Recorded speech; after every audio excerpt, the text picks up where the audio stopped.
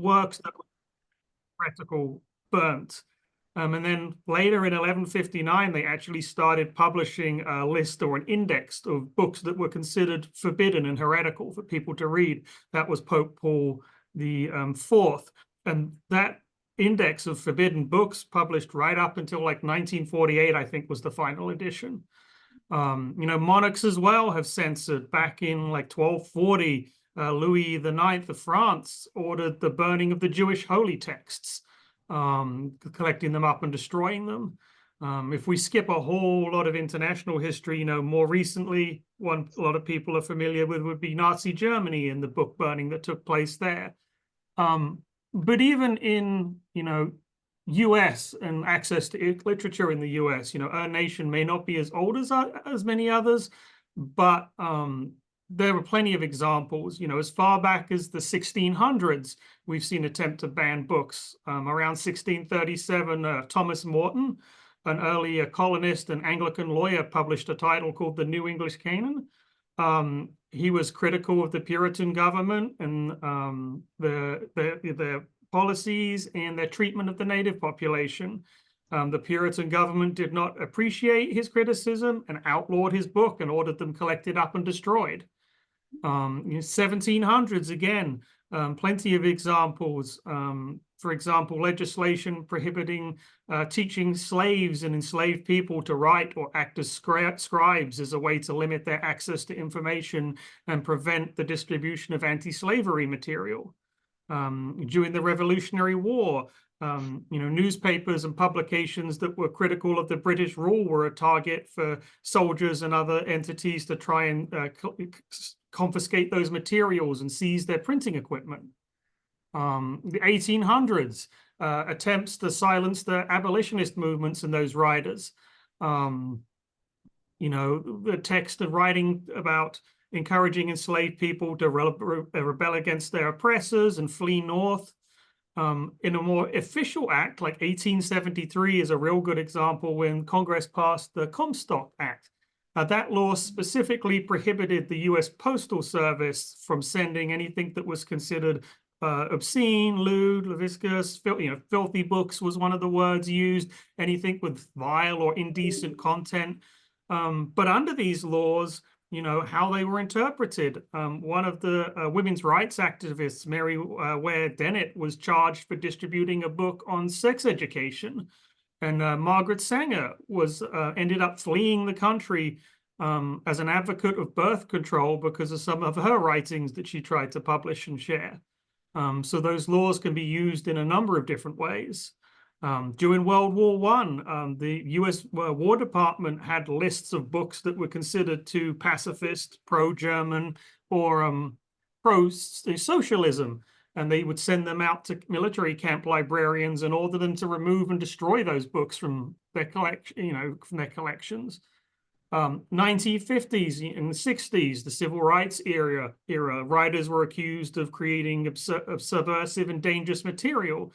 And in addition to trying to ban, confiscate, and hide text and works, as well as criticizing authors and illustrators for the materials they were putting out, in some instances, things like the firing and reappointing of local board members because people were upset about their opinions and the things they were trying to release and wanting to stop their works.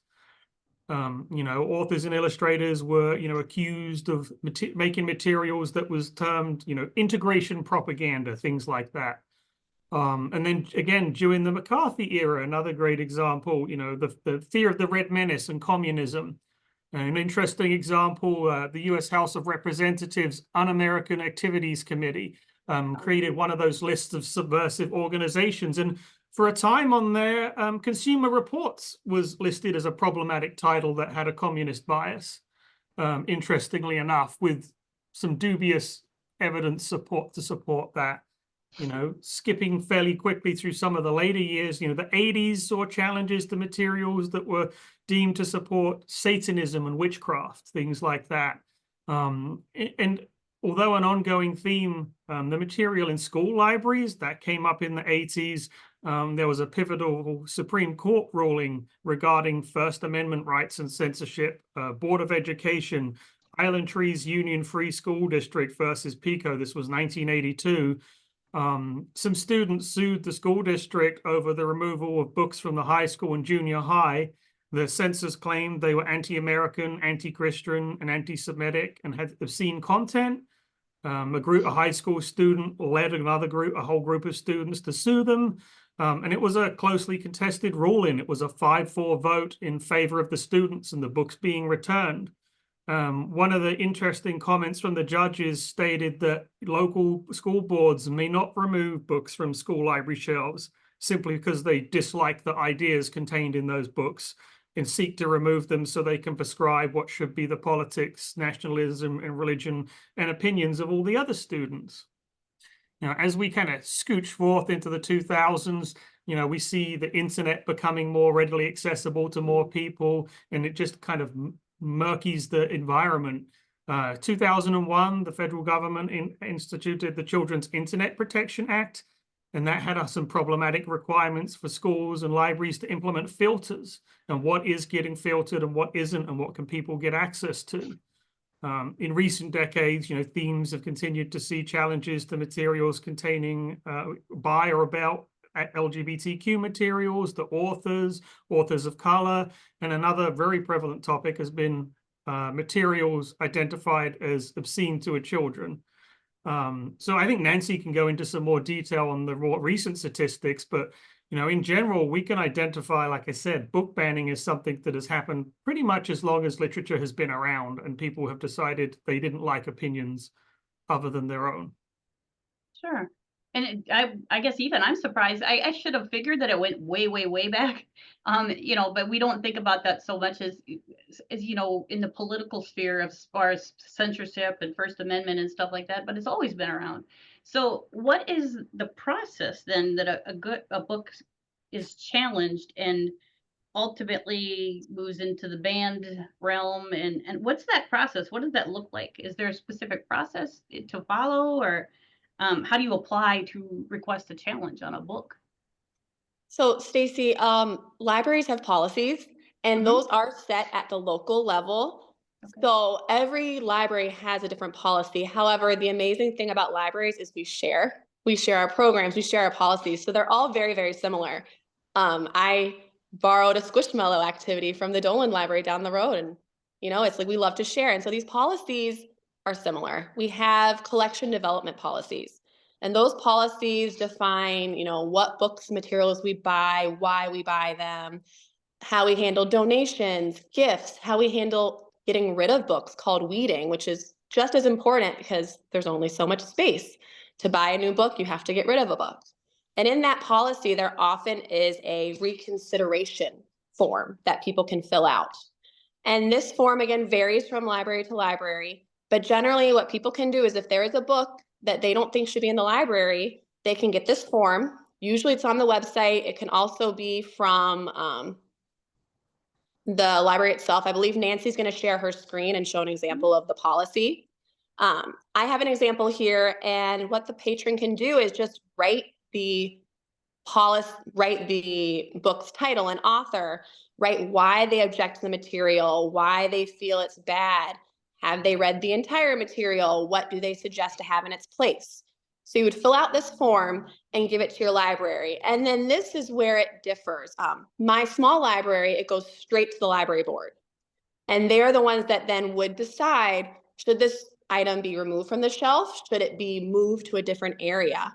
In bigger libraries, it might go to the director or a group of librarians. At a school, it might go to the school board.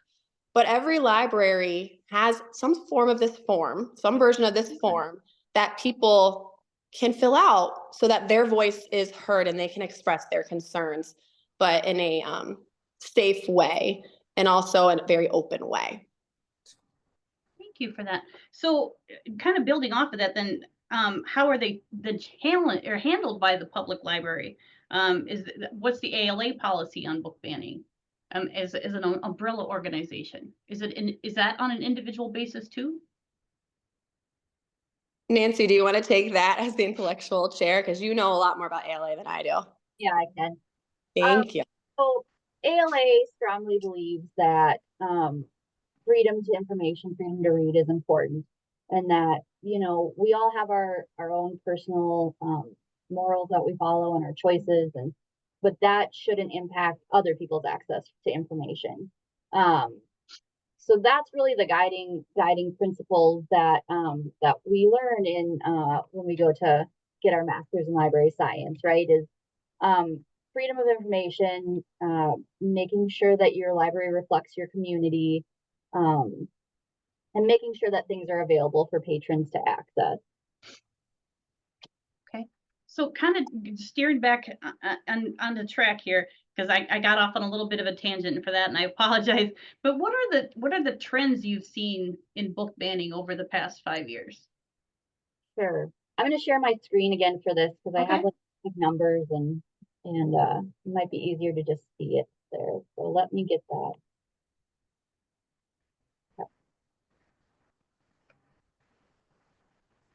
Okay, can we all see that? Mm-hmm. Okay. So really, like Dan said, book banning has been going on for years and years and years in various forms. And the American Library Association does a really great job of tracking that, and they've been tracking it since about 1990. So you can see on the chart there, like in 2004, there were actually, Nancy, I don't want to interrupt, but I apologize. We're actually not seeing the graphic. Okay. What are you seeing? Nothing. Just a black screen. Oh. Okay.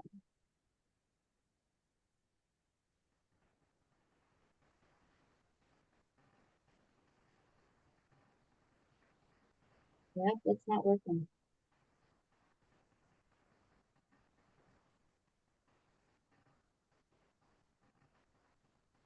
Okay.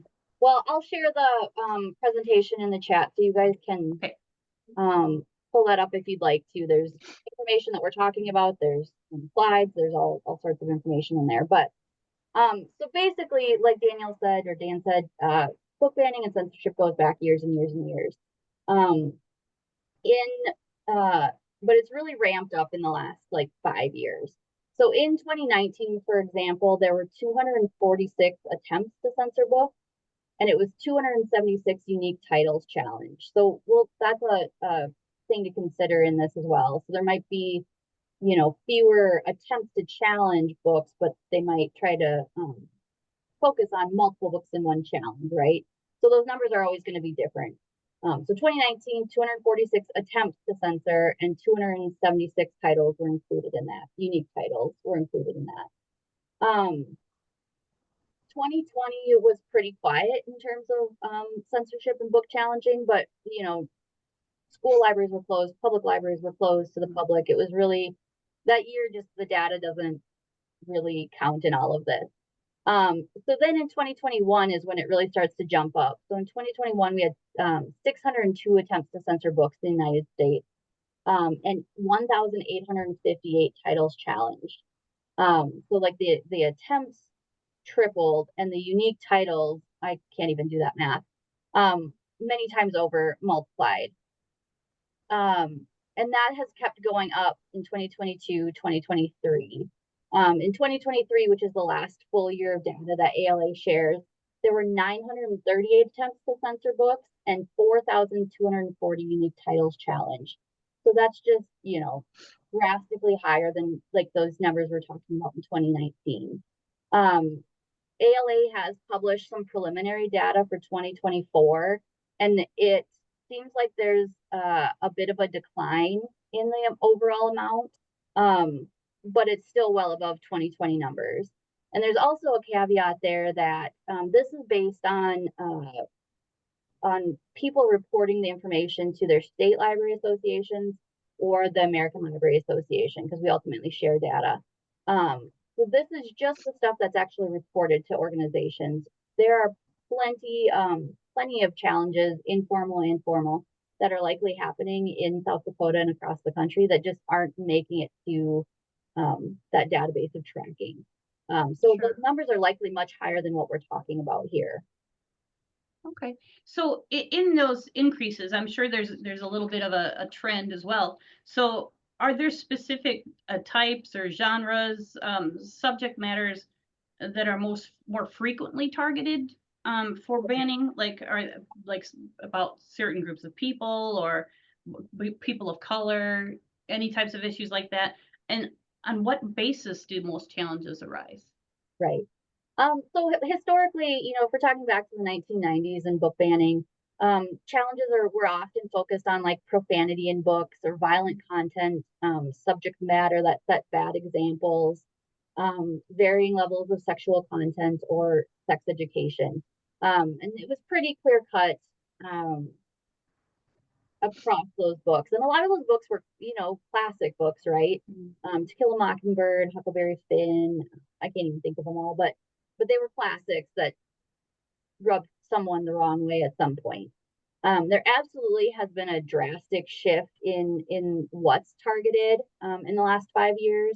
And now largely those books are by and about the LGBTQ plus community or people of color. So if you look at the ALA publishes the top 10 challenged books every year. And if you look at 2023, the top 10 there, all but like 2 of them are by or about LGBTQ plus. So it's that content that's throwing up red flags for people. And then otherwise, there's the sex education topics, people claiming certain points in a book are sexually explicit, the inclusion of rape, drugs, or profanity, really just varying levels of what people are comfortable with children accessing is what it comes down to. And then, like I said, the drastic increase in the focus on LGBTQ plus and BIPOC communities. Okay. And just so everybody, many of you have been on a program like this before. So, and I want to remind you, this is interactive. So for right now, we're gonna pause the discussion, and I want to know what questions you have for our experts here. And then Stacy, while people think of their questions, I had a comment on what Nancy said, because I didn't know that until I worked at a public library, the difference between a formal challenge and an informal challenge. Because informal, and this happens at my library, we have an older gentleman who will read a book, come in and go, oh, this is a terrible book. This shouldn't be on your shelf. Take it off your shelf. Well, that's technically an informal challenge, right? And I have in the past, when he seems very fired up, I've said, well, we have this form. Would you like to fill out this form? He goes, no, I don't want to. I just want to let you know and have your voice be heard. But when they actually fill out those reconsideration forms, that's when it changes from informal to formal. So even just telling your librarian, I don't like that book, take it off, that can be considered a challenge. Okay. And one thing too, I was thinking about, Nancy, when you were talking about the classics, something I read when I was looking into this issue was that the Diary of Anne Frank is still one of the most challenged books. I like that it just blows my mind. There's definitely a ton of, there's the majority of like the top 10 list for the last few years has been newer content, but there's still, older stuff that carries through on there. So like in 2023, Perks of Being a Wallflower was still on there. Toni Morrison's The Bluest Eye was still on there. So it's a mix now of contemporary and older books that people are raising issues with. Okay. All right, so who's going to ask the first question for our panel here? Anybody? There is one in the chat there. Do you have any data trends specific to South Dakota or any groups pushing for bans in South Dakota? We do track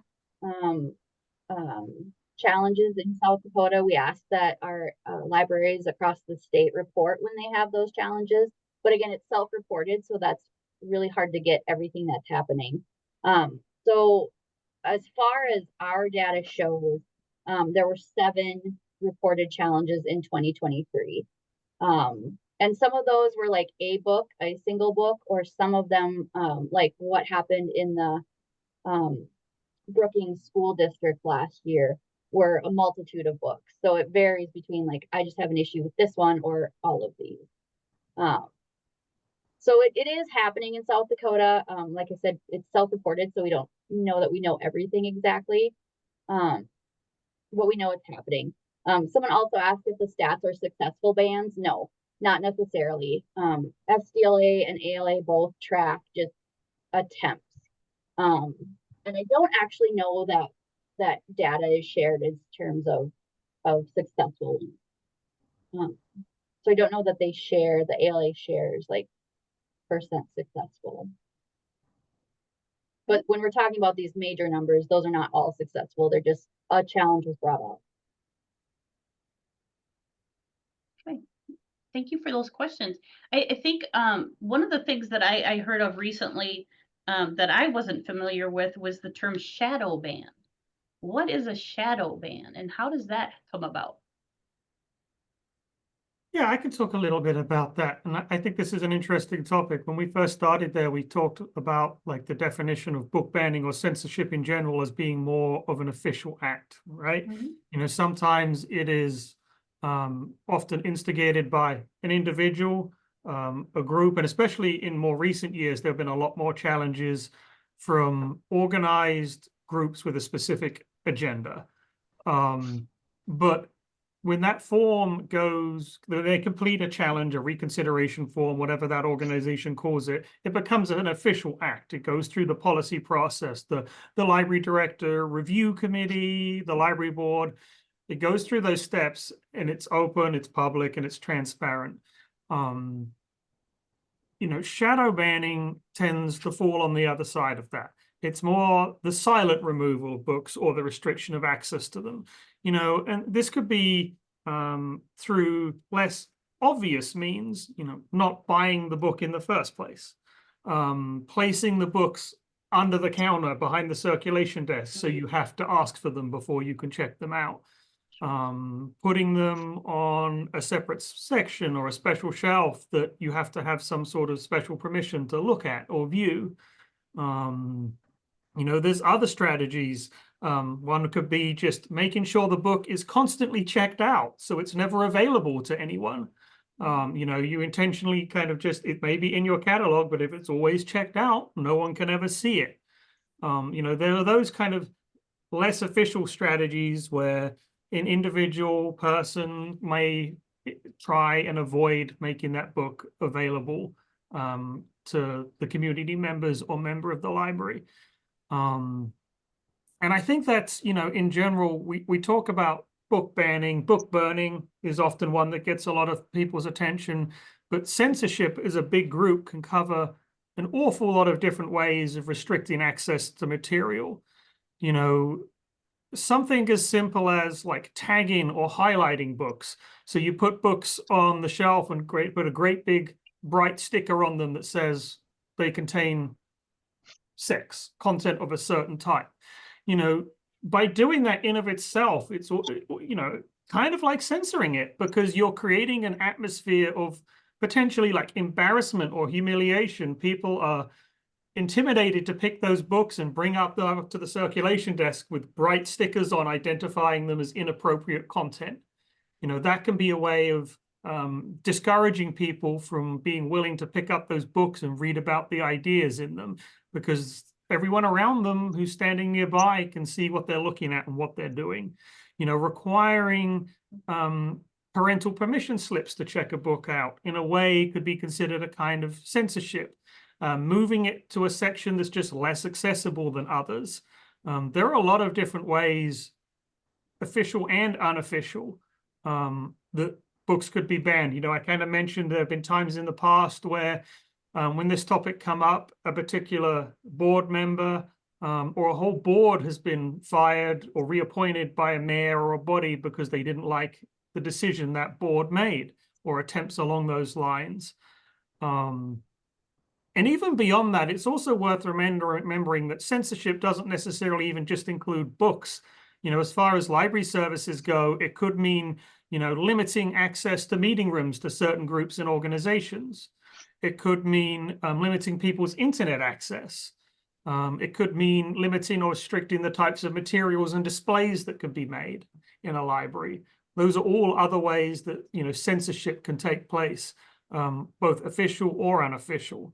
But shadow banning generally falls more on that side where maybe rather than, you know, an official act following a policy or process, someone consciously or maybe unconsciously is kind of making a decision. You know, sometimes those decisions are just as a way to avoid controversy. You know, the librarian or someone is afraid of what might happen if other people get their hands on that book.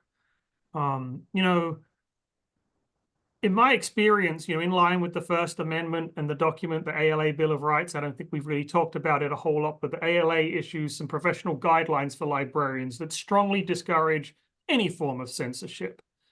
And you know, these are tools that librarians can use when making collection decisions, along with their collection development policy, to not allow their own bias to come into decisions. You know, those criteria, selection criteria, guide what they purchase. You know, I've had staff at my library who purchased books they definitely didn't agree with or support, but they respected that we needed a variety of opinions on the shelf.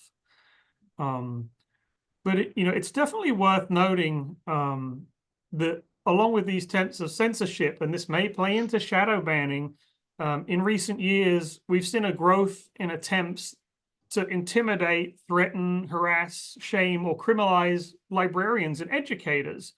You know, many states have laws in place that offer educators and librarians some sort of protection from laws regarding pornography, obscene material, and things like that, where if someone checks out a book from a library in good faith for educational purposes, they can't be criminalized for it. But in recent years, some states have been changing that.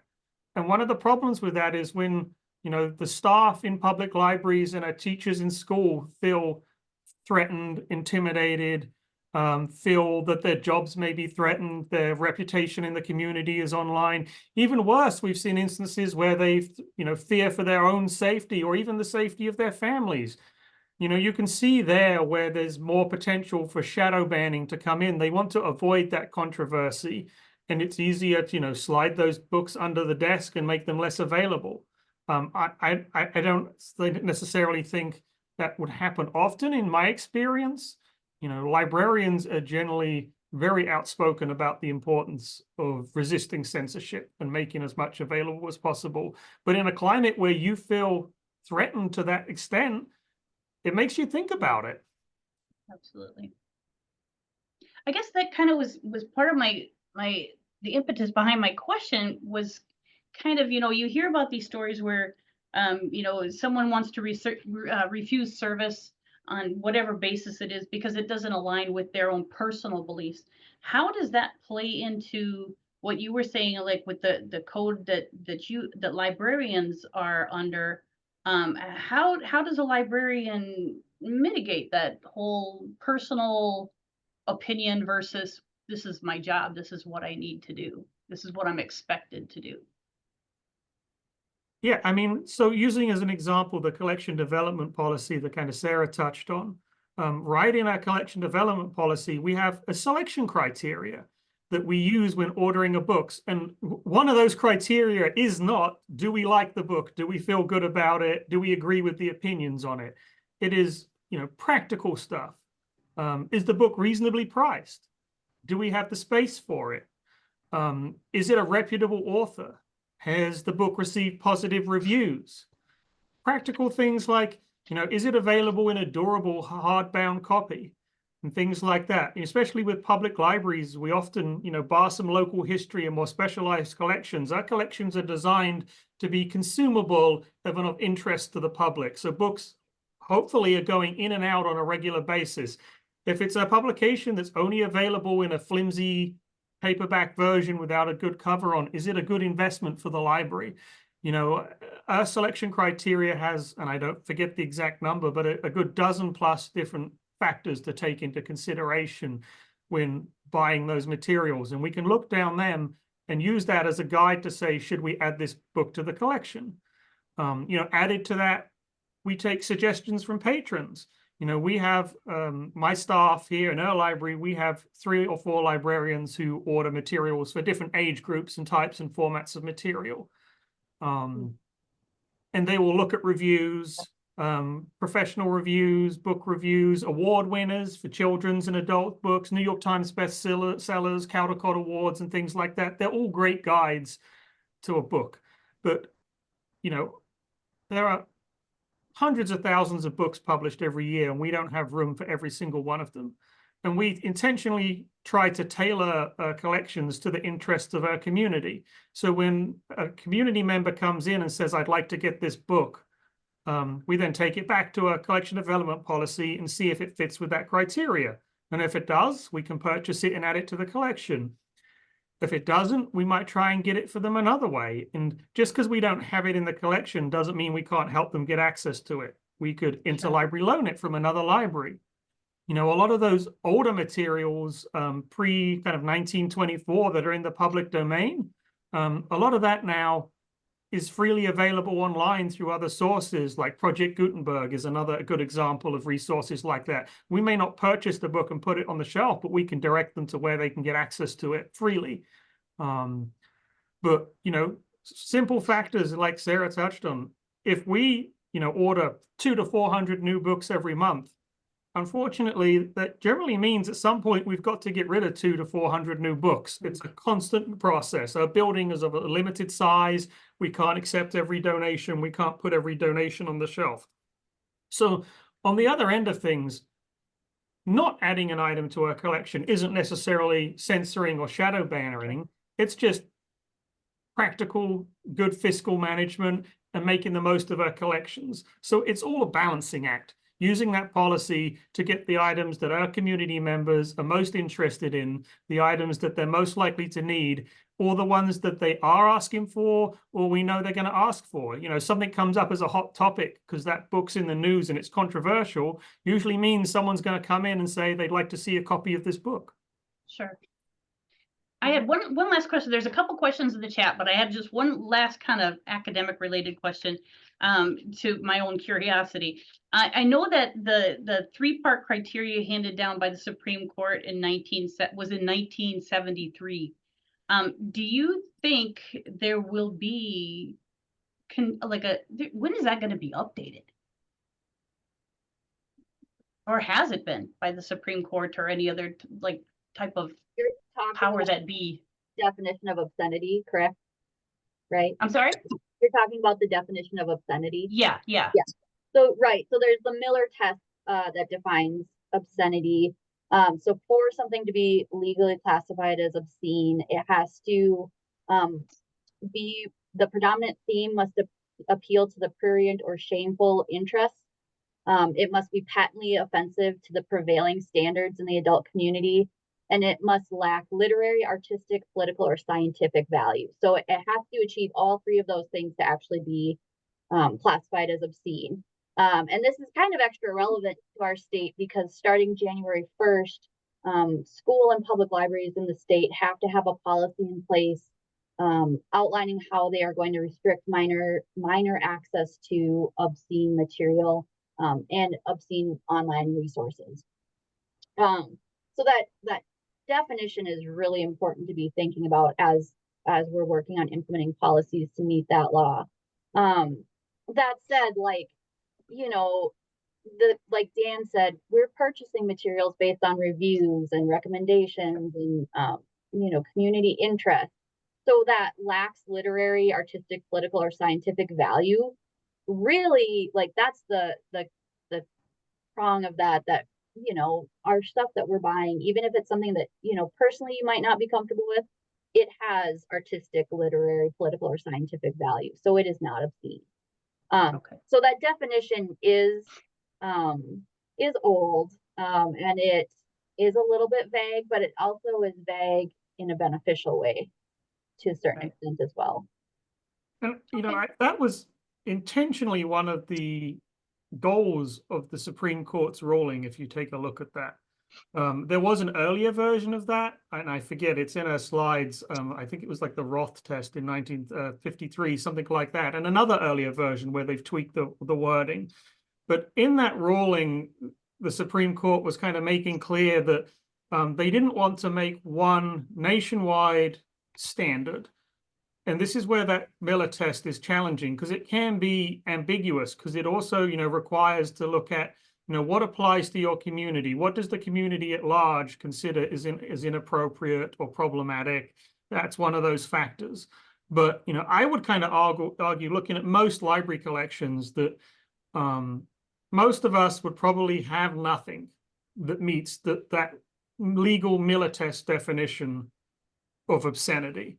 Between our collection development policy and looking at reviews, that's generally not the type of material we would be buying. So when you look at the Miller test and obscenity, you know, this is where we get into definitions here. You know, you'd be more looking at outright pornography, you know, material specifically designed for sexual arousal. Let's use that term. Whereas, you know, one sentence in a book that may mention something sexual does not mean the theme of that whole book is about sex, or other things, religion, politics. You know, the Miller test asks the people looking at those books to consider the whole of the works and not just take one small piece out of context. What is the dominant theme of the entire book? You know, and between all those policies and processes, you know, we as libraries don't put pornographic magazines on our shelf. Yes, you know, we might have, say, in an oversized collection, art books that have nude art in, but then that would fall under that, you know, artistic and literary content, a recognized form of artwork that is displayed in museums. It's well known by prominent artists and award winners. So there are definitely areas that can be gray, but meeting all three of those tiers of the Miller test takes some work.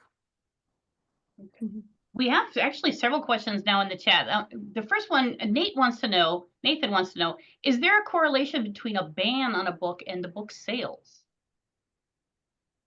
Oh, I mean, sure. You know, I would say, and I guess, you know, we're going to run out of time real quickly, but I would say usually, based on what I've read and in my experience, censorship banning has the complete opposite effect of what the person doing it intended, right? You know, us as humans are curious creatures. So as soon as people start telling us what we should or shouldn't be doing, we therefore all want to go take a look at it. So often books that may have had limited circulation, that have sat on the shelf, have gotten old, that don't check out very often, sometimes they're even getting close to weeded. Someone takes a look at, files a ban about, it gets out in the news, there's a lot of talk about it, and suddenly, you know, everyone wants to check it out, and there's a huge wait list for it, and there's so many people waiting for it, people going and buying it from Amazon and other places. You know, when you look at states that have gone through more intensive banning, like Florida and Louisiana and places like that, you know, people have purchased the books independently and just handed them out to friends and families. Authors have dropped off hundreds of copies for free for people to share among themselves and read. You know, in general, you know, when you think back to like book burning, the Nazis and other people, anytime you tell people they shouldn't do something or can't, they hide them in sleeves of other books. They hide them in their walls and under their beds. Telling people they can't and shouldn't have access to something in reality usually has the opposite effect to what the censors intend. I don't know if Nancy or Sarah has anything to add to that, but that would be kind of my summation of that.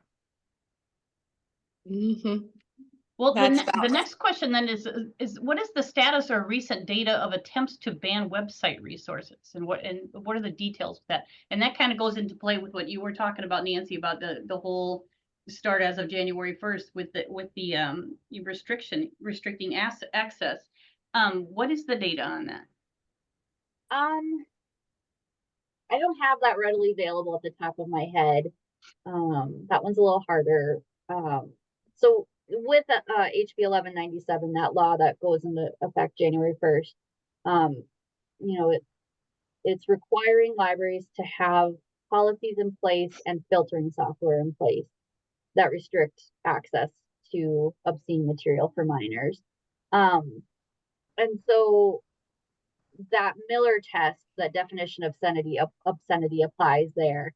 And then like Dan was talking about and Sarah was talking about, it's up to that individual community then to decide what that filtering looks like in their library. So you may have libraries that have looser filters and truly only block the websites that are marked as pornography and malware and what have you.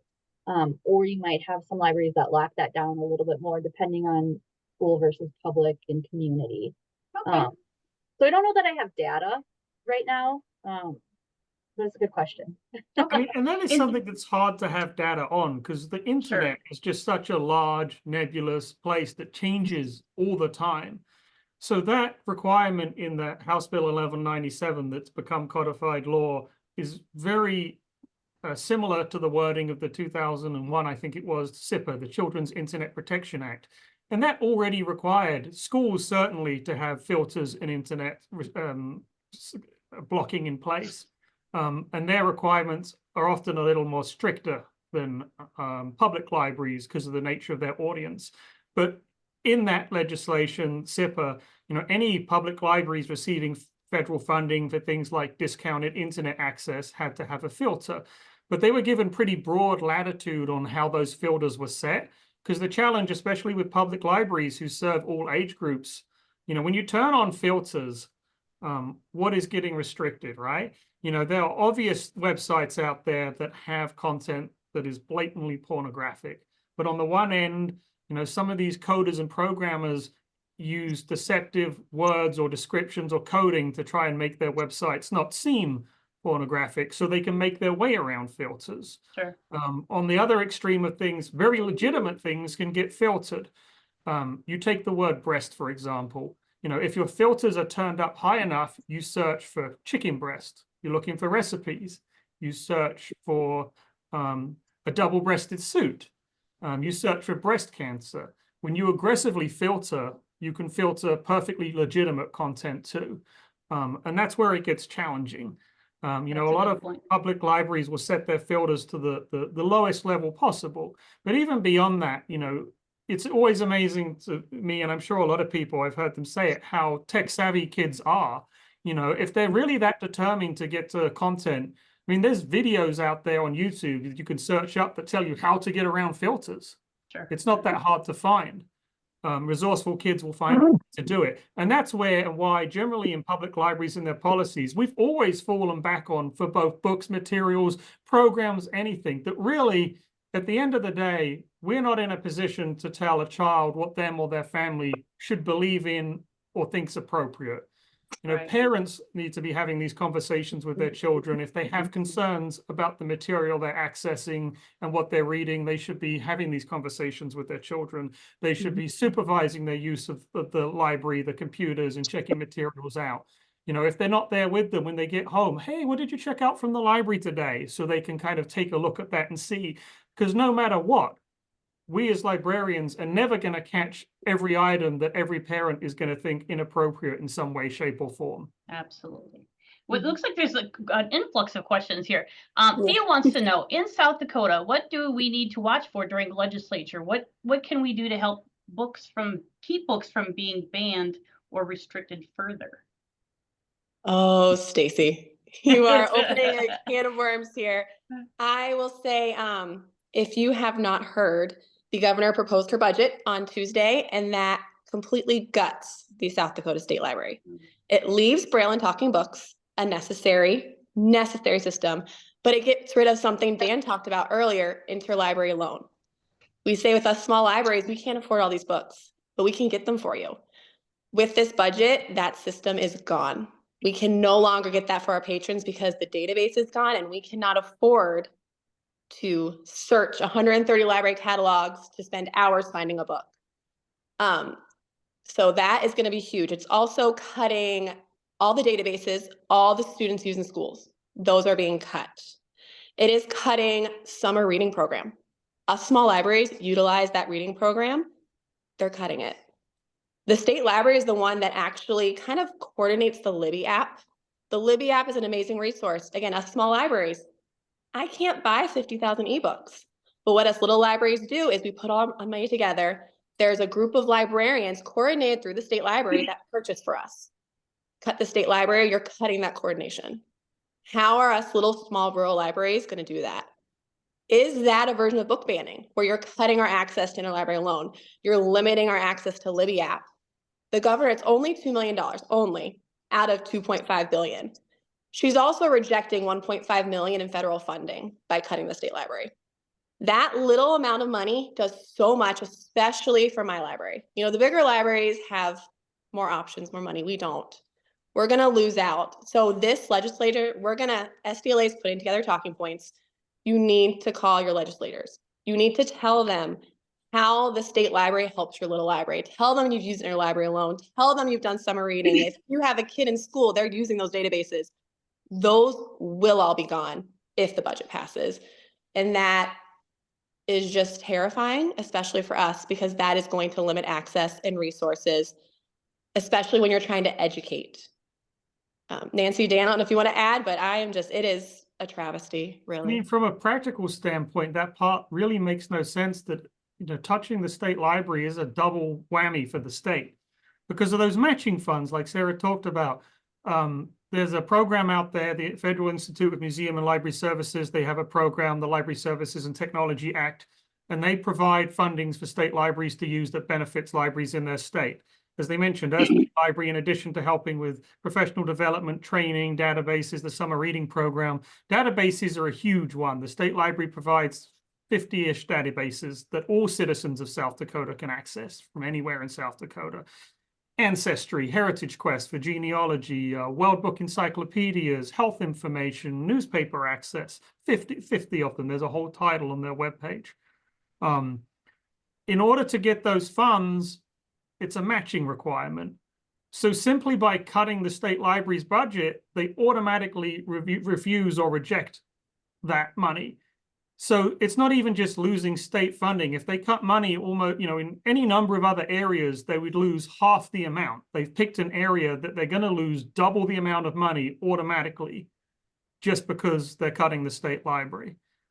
It's just not logical.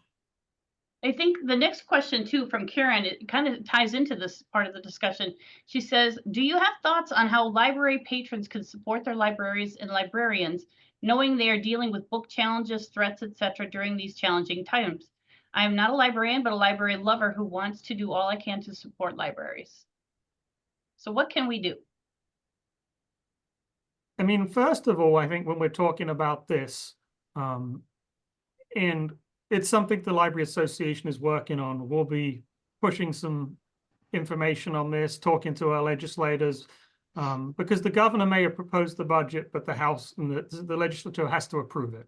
You know, we'll be trying to push people to contact their representatives, you know, because when the representatives hear how important these services are to the residents of South Dakota, they'll have an opportunity to revise that budget and take these things out.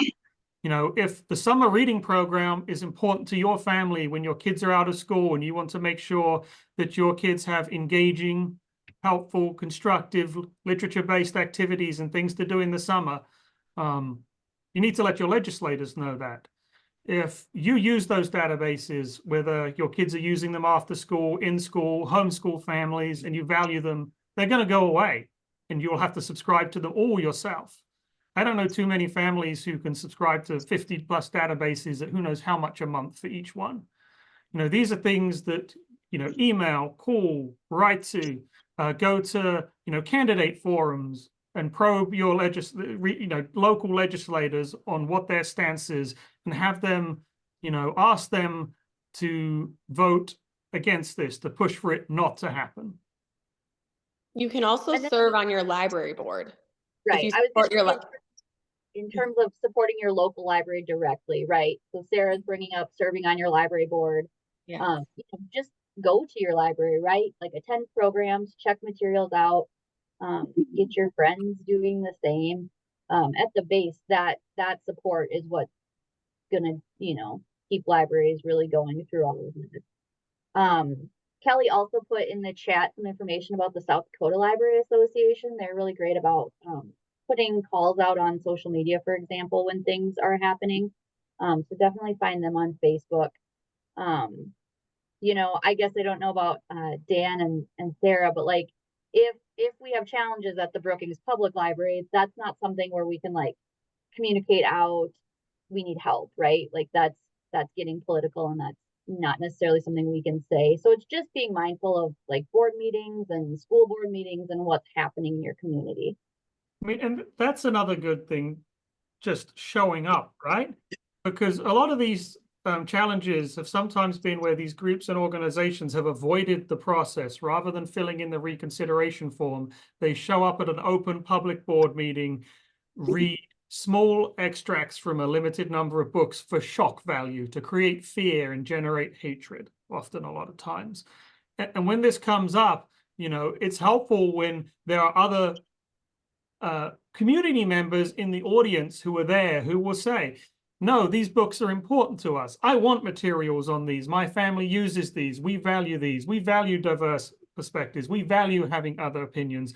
We value being able to get a variety of viewpoints on a topic. And so, you know, when the numbers are there, and when groups are trying to put pressure on library boards and libraries, when community members step up and speak out about how important the libraries are and a variety of materials in their collections are, it can only help.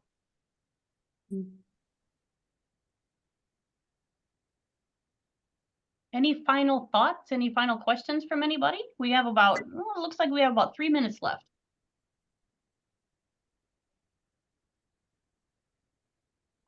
There is a website or a organization called Unite Against Book Bans. So uniteagainstbookbans.org. That's also a really good website to go to for information. You can donate money to them if you'd like to, or just get information. They have some really great resources for the public and libraries regarding book bans and censorship. So, for example, in the last year, they released a tool called book resumes. And so what that gives people is basically a resume for books that are typically challenged. And so it gives you information about the reviews and the quality and why it, you know, what value it has in a library. And that helps libraries defend those books, and it helps the public be aware of how to defend those books as well. I believe it's a sub organization within the American Library Association. That is an amazing resource. I learned about that at our conference for the first time, book resumes, and just the information that's there. It's amazing and so helpful. And I'm going to put the link to that uniteagainstbookbans.org. I'm going to put it right here in the chat. I will be definitely going to take a look at that today. I'm all about book resumes. As you all know, the Humanities Council, we're kind of big on literacy around here. So books are our thing. And I'm excited to go check out the book resumes. Any final thoughts? Any final questions? I mean, I think I would just wrap up by circling back around to that point that at the end of the day, you know, I'm not qualified to tell you, Nancy, or anyone else on this call what you should read, what you should be interested in, why you want to read about that. You know, that is a choice for you. Just because I'm not interested in science fiction, as an example, if that were true, doesn't mean we shouldn't have any science fiction on the shelf. There may be plenty of community members who are interested in that. You know, just because I'm a Christian and we have a copy of the Bible on the shelf doesn't mean, therefore, we shouldn't have other religious texts and alternative viewpoints for other members of the community. You know, and sometimes it's not even about that you support the views in those books. It's the fact that those alternative views are there for you to read about, learn about, and make the decision yourself to dismiss, not follow, to say are ridiculous or silly or are unfounded. That is your choice. You can take that information on. You know, sometimes people, when they're censoring these books, are under the impression that someone's going to pick up this book and it's going to change their religion, their sexuality, their whatever, their thoughts on a particular thing. But for all of us, our own individual opinions are far more developed over longer periods of time based on multiple factors. You know, reading one book may broaden our horizons and give us more perspectives, open us up to new thoughts and opportunities. But that one book usually doesn't dramatically change us from one stance to another. There's far more to it to that. And sometimes we read that book and just decide it's ridiculous. You know, that is a decision for you to make for yourself, or in the instance, of a minor for you to make for your child in consultation with them, not for me to push on you or take away from you. It's there if you want it, and if you're not comfortable with it, you don't have to take it or look at it. I think what you're saying too, Dan, is particularly important in our globally diverse society. I think spot on. I mean, even if it's not what you believe in, and this is my personal opinion, even if it's not what you profess or believe in, it's good to know what everybody else is, what's going on in the world. So we are out of time, but we could go on and on. This could be like an afternoon long thing for me, because this has been enlightening and fascinating, and I appreciate our panel. I appreciate everybody attending. Thank you for the wonderful questions. This will be available on our YouTube channel if you want to go back and take another look at it. And I invite you to join us next week too, because we're going to talk about the crisis of rural and reservation healthcare in South Dakota. There's a real lack of healthcare resources in our state, in rural and reservation areas. And we're going to talk about that next week with some pretty interesting guests. So I hope you'll come back and join us in 2 weeks. On December 19th, we're going to have Dr. Danielle Beatty-Kenyon and Damon Leadercharge, and we are going to have another great discussion. As for today, thank you for joining us. Have a wonderful rest of your week, and I hope we'll see you again soon. Thanks, everybody. Thank you. Thank you.